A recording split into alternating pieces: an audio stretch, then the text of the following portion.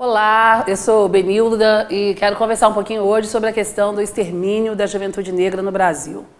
Um fato que tem crescido muito, que tem assustado muita gente e que tem provocado várias repercussões que muitas vezes a mídia esconde e a sociedade não quer comentar, mas está aí, é fato, chegou nos números e que o governo federal hoje também teve que admitir e tomar algumas iniciativas para tentar minimizar essa questão. Mas para começar essa discussão, eu quero contar um caso que eu acompanhei com muita indignação enquanto militante do movimento negro desse país. Aliás, eu quero dizer que eu tenho orgulho de ser militante do movimento negro. Foi o movimento negro que me ensinou a ser mulher, a ser mãe, a ser lésbica, a ser avó, a ser a pessoa que eu sou hoje, a assumir as minhas identidades, a lutar por um país de igualdade que respeite as diferenças. Eu aprendi isso no movimento negro e é por isso que eu sou tão grata de fazer parte desse movimento há mais de 30 anos. Mas a história do Matheus aconteceu em Canoas, uma cidade do interior, no Rio Grande do Sul. E Matheus era um adolescente, aconteceu há 5 anos atrás, em 2010. O Matheus era um adolescente de 16 anos, que estava nas ruas de Canoa, filho de uma professora, mãe solteira, e ele pedalava uma bicicleta importada. Uma bicicleta super mega bacana, uma bicicleta que custou muito caro e foi paga a prestação. Matheus pedalava a bicicleta e uma pessoa num carro grande, chique, uma pessoa branca, encosta no Matheus, ele cai, a pessoa não presta socorro, continua dirigindo seu carro e lá na frente encontra a polícia e diz para o policial assim: atropelei um ladrão de bicicleta lá atrás. Isso está no processo do Matheus. A polícia chega, encontra o Matheus caído no chão, dá um tanto de porrada no Matheus e depois leva o Matheus para o hospital. Por que a polícia dá um tanto de porrada do Matheus? Porque ele era um ladrão de bicicleta. E leva para o hospital. No hospital, 3 horas depois, Matheus morre com traumatismo craniano porque não prestou socorro em tempo hábil. Procuraram todos os documentos. Cadê Matheus? Matheus era um indigente no hospital. Acontece que isso foi o que a mídia noticiou. À noite, depois que a mãe estava desesperada, rodou a cidade inteira, todos os vizinhos, amigos, os hospitais, ela encontra Matheus morto por traumatismo craniano e ela tira do bolso do Matheus a nota fiscal da bicicleta e a carteira de identidade do Matheus, que ela obrigava o Matheus a usar, a carregar, porque ela sempre teve muito medo de que um adolescente preto numa bicicleta importada pudesse ser confundido com um ladrão. 5 anos se passaram. Nada aconteceu até hoje. Nós vamos ter um protesto agora de novo, chamando a atenção das autoridades. Eu estou citando o caso do Matheus, que é um caso que foi para a mídia, que está aí na grande mídia, tem uma grande repercussão, mas pode ser Matheus, André, Luiz, Antônio, João, vários que vivem essa realidade, porque eu desafio uma mãe branca a dizer que obriga o filho, ao sair de casa com patins, um skate, uma bicicleta, carregar a nota fiscal no bolso. Sabe por que eu desafio? Porque a mãe branca não vai pensar nisso. E ela não vai pensar por quê? Porque não existem números que confundem jovens brancos com ladrões. Não existem números de mortalidade da juventude branca nesse país. Para morrer nesse país, a categoria preferencial da polícia é ser jovem, é ser negro, é ter de 15 a 29 anos, segundo o Sistema Nacional de Informação do Ministério da Saúde. Aquele sistema que vai computar, morreu, quantos anos, qual a raça, por quê? Porque negro ainda no Brasil, parado é suspeito, correndo é ladrão. Porque aquele adolescente negro, quando ele tirar o documento, eu achei que ele ia sacar uma arma e dei um tiro primeiro. Porque aquele preto parecia com aquele ladrão que estava de boné na rua e a gente tinha só essa descrição do boné e ele passou na hora e a gente achou que era ele. São essas justificativas que não nos sustentam mais. Todo mundo ficou muito impressionado com a Boate Kiss, com aquele tanto de jovens que foram mortos no incêndio da Boate Kiss, que aconteceu no sul do Brasil, eu também fiquei indignada. Acontece que, semanas depois, o ministro-chefe da Casa Civil, ainda na primeira gestão do governo da presidenta Dilma, ele vai na televisão, Gilberto de Carvalho, afirmar que o número de jovens negros por ano no Brasil correspondem a 73 boates Kiss em um ano. E ninguém diz nada. Ficou normal morrer a juventude negra. Ficou normal matar um jovem negro. Ficou normal ser mais uma vida segunda-feira. E nas periferias, aqui em Belo Horizonte, Conjunto Alto Vera Cruz, região leste, região norte, onde eu moro, as mães têm pânico da segunda-feira. Porque sábado e domingo são os maiores dias de mortalidade desses jovens. é quando eles estão mais expostos à situação da ação arbitrária, da ação absurda, da ação racista da polícia nesse país. O envolvimento com o tráfico pela sobrevivência é natural e a morte é uma consequência. A juventude negra no Brasil não tem expectativa de vida, ela tem perspectiva de morte. Eu digo sempre para os meus filhos, eu tenho um de 25, o outro de 22, está no Alabama, está estudando, é jogador de futebol, conseguiu uma bolsa. Eu digo sempre para eles, vocês estão na mira da polícia. Ainda que ninguém fume, ninguém usa droga, ninguém nunca se envolveu no tráfico, eles são jovens e pretos. Isso é o suficiente. Cada aniversário na minha casa, eu comemoro muito com os meus filhos, porque é mais um ano que se sobreviveu à violência desse país tão preconceituoso e tão racista. Para a gente ter uma ideia, em 2012, 55% dos jovens que foram assassinados, 55% eram pretos e pardos. Então, se a gente for somar isso, a gente sabe que a gente chega num número altíssimo. Em 2012, nós ficamos impressionados. Enquanto cai o número de mortalidade da juventude branca, aumenta o número de mortalidade da juventude negra. Mas aumenta cerca de 6 a 8% por ano. Nós estamos falando de que nação daqui a 20 anos? Quem trabalha com políticas de idoso fica questionando, daqui a 20 anos o Brasil será um país que terá um grande contingente de idosos. Eu concordo, terá mesmo. As pessoas estão vivendo mais anos. Nós vivemos uma grande contradição nesse país. Por um lado, você tem uma terceira idade, uma melhor idade, que tem sobrevivido com uma alimentação saudável, que tem feito ginástica, tem aumentado a sua expectativa de vida. Mas de que população brasileira nós estamos falando daqui a 20 anos? Uma população que não terá pessoas negras com esse alto índice de extermínio que a juventude negra tem vivido no país. E aí eu quero chamar a atenção para um outro campo que ninguém discute. Primeiro, a escola. Porque esses meninos entram na escola cedo, mas eles não permanecem na escola. A escola é um palco privilegiado também para estar trazendo esses meninos, para estar criando possibilidades de projeto de vida. Deveria ser, no entanto, não é. O racismo que impera dentro da escola, o silêncio com relação à história do povo negro africano, as múltiplas violências e o olhar preconceituoso em cima desses meninos tem expulsado cada vez mais essa juventude da escola. E estou falando isso porque eu sou da escola. Eu sou do chão de escola, eu penso a educação. Trabalhei na gestão de escola na Prefeitura de Belo Horizonte muitos anos, na região norte, que é a mais pobre, a mais carente, a mais violenta da cidade de Belo Horizonte.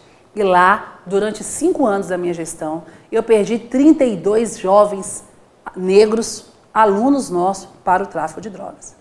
Eu perdi 32 que morreram no envolvimento com a polícia, ou na bala, na troca de bala, no enfrentamento, enfim. Esse dado é um dado para a gente assustador, porque eu estou falando de gente de 16 anos, 17 anos, gente que não tem 20 anos, que não tem outro sonho na vida. Tem uma época que a criança nasce e ela pensa em ser advogado, ser médico, ser dentista. O que acontece com esse sonho, principalmente dos meninos negros, que depois de um tempo ele quer ser bandido? Depois de um tempo está no tráfico, tem uma ilusão de ser mais fácil, de mais possibilidades, e vão morrer muito cedo, como tem acontecido. Estou falando de um dado que a escola, as políticas públicas têm que agir de uma forma emergencial. Nós estamos falando aqui de genocídio, de extermínio, e que isso tem acontecido cada vez mais.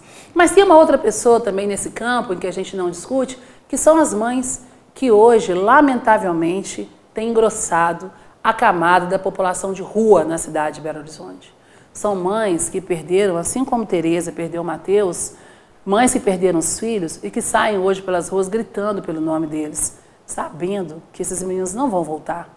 Isso quando tem o direito de enterrar os corpos, que muitas vezes não tem nem acesso para eles. No final de semana, na região leste, naquela região Casa Branca, nós tivemos esse ano o assassinato de 13 jovens, em um final de semana. Nós estamos falando de quê? Por que é que esse país tem 1/3 dos jovens que morrem, se não são com doença, se são na área da violência, são todos jovens negros. 1/3 da mortalidade, quando você recorta para a violência, a grande maioria são jovens negros. Por que a gente faz um silêncio absurdo? Foi feita uma pesquisa pela CEPIR, que é o Ministério de Promoção de Igualdade Racial do governo Dilma, junto com o Data Senado, que é um órgão de pesquisa do Senado Federal, onde foi perguntado para as pessoas se elas ficam indignadas com a morte de... Se um jovem negro causa indignação a morte de um jovem negro? Ah, não. E um jovem branco? Sim, causa, fico muito mais. Consulta aí na internet, dá uma olhadinha nessa pesquisa. E eu anotei aqui o dado, foram 55,8% da população fica chocada com a morte de um jovem branco. 55,8% chocada quando o jovem é branco. Quando o jovem é negro, isso virou natural. É normal, é mais comum quando ele é confundido como bandido. Quero chamar a atenção das mães, porque uma das coisas que a gente tem que discutir muito com a escola, trazer, romper com tem um pesquisador que eu gosto muito dele, que é o Boaventura Santos, ele usa uma expressão que eu acho importante da gente trazer para esse debate, que é o epistemicídio. Boaventura vai dizer que a gente tem que romper com o epistemicídio. O epistemicídio significa a morte do saber. A gente valoriza uma cultura europeia, branca, do olho azul, heterossexual e católica apostólica romana. Esse é o modelo do que é normal nesse país. Quando a pessoa foge disso, se ela é diferente disso, ela já não é valorizada. E o epistemicídio é uma forma de negar esse outro conhecimento dessas outras pessoas que não fazem parte desse modelo do Brasil. Essas mães são mães que muitas vezes esses filhos assassinados eram arrimo de família. São mães que muitas vezes esses filhos não tinham passagem nenhuma pela polícia e mesmo se tivesse, teria que ter direito a um julgamento justo, público, como a Constituição Federal Brasileira defende. No entanto, para a gente romper com o epistemicídio que o Boaventura chama a atenção, eu quero chamar a atenção de uma estratégia que o povo negro sempre usou no Brasil, que é o samba, porque nós carregamos valores civilizatórios africanos que estão aí no dia a dia, que muita gente utiliza desses valores, vivencia esses valores, mas quando a gente fala que é africano, a pessoa corre e nega porque tem medo de África. Então eu quero que a gente fazer uma provocação para a gente pensar um pouco no extermínio.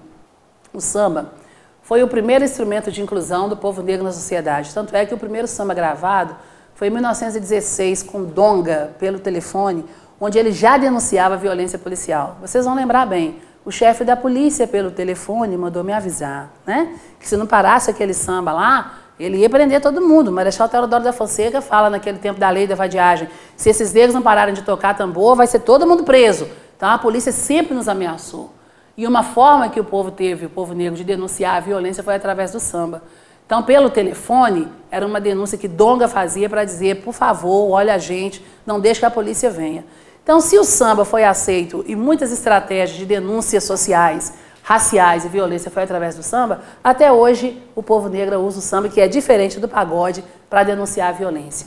Então pensa, eu sou o samba, a voz do morro sou eu mesmo, sim senhor, quem é a população do morro? E um samba que a gente está utilizando hoje para usar, para denunciar o extermínio da juventude negra, é um samba muito conhecido, que é o Trem das 11, que muita gente já cantou, muita gente canta, e tem uma outra ilusão sobre a letra e que a gente está fazendo uma releitura hoje, lançando a campanha contra o extermínio da juventude negra, que chama Minha Mãe Não Dorme Enquanto Eu Não Chegar.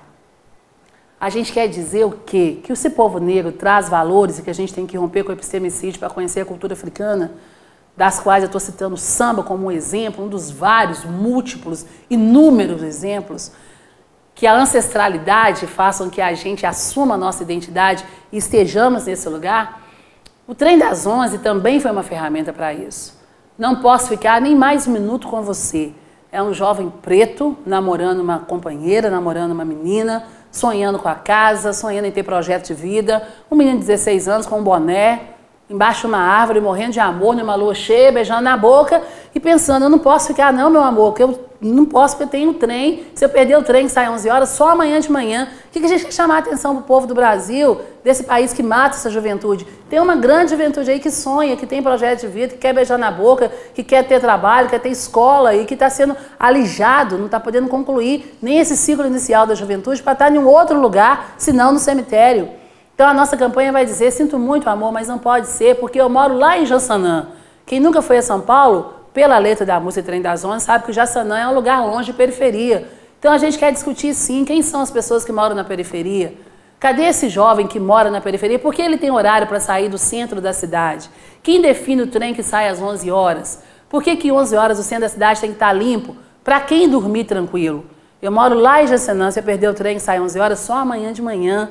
É um jovem que está preocupado com a família, que é um valor africano da nossa ancestralidade. Além disso, mulher, tem outras coisas. Minha mãe não dorme enquanto eu não chegar.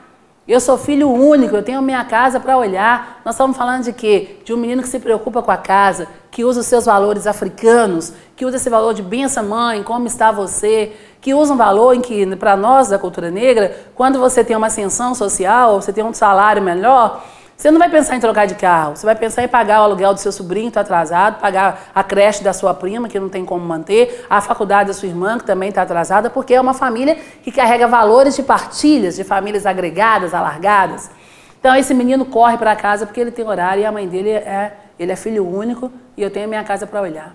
O projeto Minha Mãe Não Dorme Enquanto Eu Não Chegar está falando de Tereza, que eu comecei essa reflexão, mãe de Mateus, de Canoas, do Rio Grande do Sul, mas está falando das muitas mães que não dormem enquanto os filhos não chegam, sabendo que a violência urbana é muito grande, mas a violência racial agrava a situação do sujeito. Quero dizer aqui que quando a gente caracteriza o sujeito, Benildo, mas a pessoa que tem AIDS sofre mais do que o preto, a pessoa que mora na periferia sofre mais, a gente vai somar preconceitos. A gente chama isso na sociologia de interseccionalidades. Você vai agregar situações que vai inferiorizar esse sujeito ou a sujeita socialmente. O que a gente quer dizer aqui é que se eu sou Benilda, negra, já me coloca numa situação desigual. Se agrega condição de mulher, vou pior ainda. Se agrega condição social, sou pior ainda. Na minha orientação sexual de lésbica, eu sou mais discriminada ainda. E se sou do candomblé, a minha situação se torna pior socialmente. O que eu quero dizer é que nesse país, enquanto a gente não aprender a respeitar as diferenças, a respeitar que é um país de diversidade, que as pessoas têm todo o direito de assumir as suas múltiplas identidades, a gente vai legitimar o extermínio. Mas o extermínio não é só o extermínio do corpo. O extermínio que chama a atenção do racismo é a violência que mata também a alma. Uma pessoa que não tem sonhos, não tem projeto de vida, não pode assumir a sua identidade, tem toda uma história, uma identidade morta. A gente convive aí com um monte de defuntos sem saber que essas pessoas já morreram. Porque Foucault trabalha muito bem isso, no que ele chama de biopoder. Quem são aqueles que definem quem merece viver e quem merece morrer? E até hoje eu quero chamar a atenção que socialmente, quem tem a caneta, quem tem um poder nesse país e que define, segundo esse conceito de Foucault, do biopoder, quem merece morrer, principalmente hoje, é a nossa juventude negra. São os jovens negros de 15 a 29 anos que estão sendo assassinados aí cotidianamente. E se a gente fingir que isso não nos interessa, que isso não tem nada a ver com a gente também está legitimando esse quadro tão absurdo, tão brutal, tão violento, que é esse extermínio e esse genocídio.